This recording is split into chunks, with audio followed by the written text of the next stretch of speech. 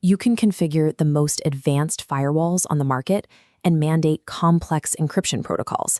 But if an attacker can just turn a handle and walk right into your server room, none of those digital defenses matter. If an adversary gains direct physical access to a device, they can bypass almost every technical control you have in place. They can pull hard drives straight out of the racks, plug in keyloggers, or simply reset the administrative passwords. That makes protecting the physical space the foundational layer of all cybersecurity. It is the baseline requirement that ensures your digital controls cannot be easily circumvented. Securing a network always has to begin with securing the physical space that network occupies. So, what exactly are we protecting? In a typical organization, physical assets include server rooms, computer labs, laptop storage carts, and even the individual workstations sitting on employees' desks. This model shows the CIA triad: confidentiality, integrity, and availability. Security professionals use this framework to measure asset security. Physical access threatens all three.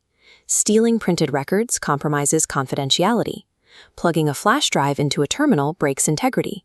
Unplugging a critical server destroys availability. Every physical security control an organization deploys exists specifically to protect one or more of these three pillars. Let's put this into practice and audit a high school computer lab.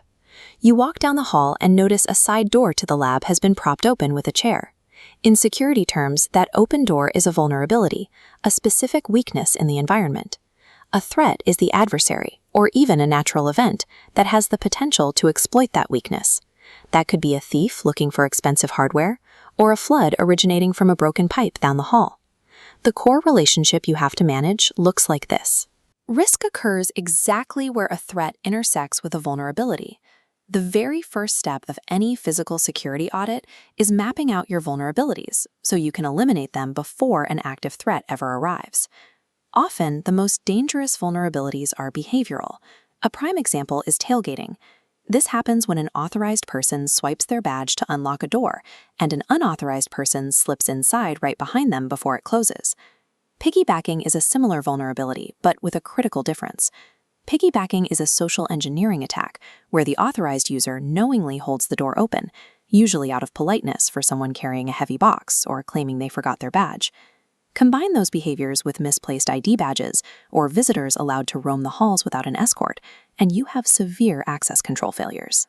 The strongest, most expensive electronic lock on a door is completely ineffective if human courtesy or negligence allows an adversary to walk right past it. In some cases, an adversary doesn't even need to step inside a room to compromise it. Shoulder surfing is an attack where someone visually steals sensitive information simply by observing a user's exposed screen from over their shoulder. Environmental layout issues make this much easier. If desks are arranged so monitors face a hallway window, or if hardware cabinets are left open in high-traffic areas, you have created an immediate physical vulnerability. Furthermore, if your security cameras are poorly positioned, they create blind spots. This severely limits your ability to even detect an intrusion or figure out what information was exposed. Securing a physical space requires controlling both who can enter it and what can be observed from outside of it. To address these vulnerabilities, defenders apply preventive controls. Installing access card readers and automatic door closers physically stops unauthorized entry and drastically reduces the chances of tailgating. Next, you layer in detective controls. Repositioning security cameras to eliminate blind spots ensures you capture a visual record of security events as they happen. You also implement procedural rules, like mandatory visitor logs and escort policies. These function as preventive controls by restricting where people can go, and as detective controls by creating a permanent log of entry times. A strong physical perimeter actively deters external threats and stops them from ever reaching the vulnerable assets inside.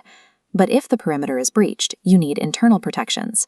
Hardware cable locks are used to physically tether laptops and desktop towers to desks, preventing a quick grab-and-go theft. Organizations also rely on managerial controls, like a clean desk policy. This explicitly requires employees to lock away sensitive documents and portable media whenever they leave their workstations. That policy is reinforced by automatic screen locks, which prevent unauthorized access to a device if a user temporarily steps away from their keyboard. These internal, desk-level controls serve as the final physical barrier against an adversary who has successfully bypassed the perimeter. Combining physical, technical, and managerial controls creates defense in depth, using multiple independent layers to protect an asset. Physical locks, surveillance, and policies form a unified defense structure. If one control fails, like a propped open door, the remaining layers stay intact to protect the data. Because physical access can entirely compromise digital security, spaces require a thoughtful combination of preventive, detective, and managerial controls. Take a moment to test your knowledge. First, what is the exact difference between tailgating and piggybacking? Second, how does a clean desk policy protect confidentiality? And third, why are visitor logs considered a detective control? Remember, you cannot have a secure digital system if you do not first have a secure physical space.